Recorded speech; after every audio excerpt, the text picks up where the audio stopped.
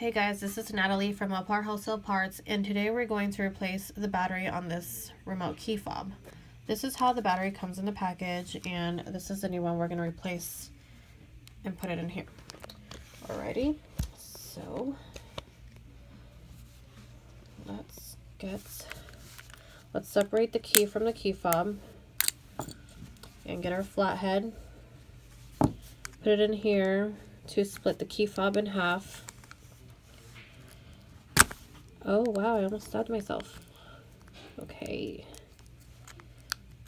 Sometimes this could be a little bit tough, but it's very easy. All you have to do is get in there to be able to split some of this in half.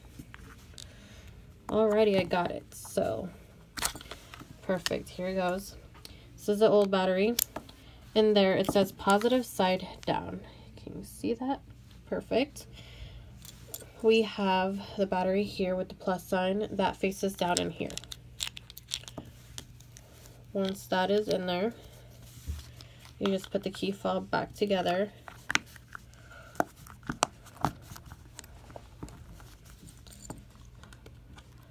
Let me see. And we're pretty much set. New battery and the key fob. The battery part number is 5066241AB.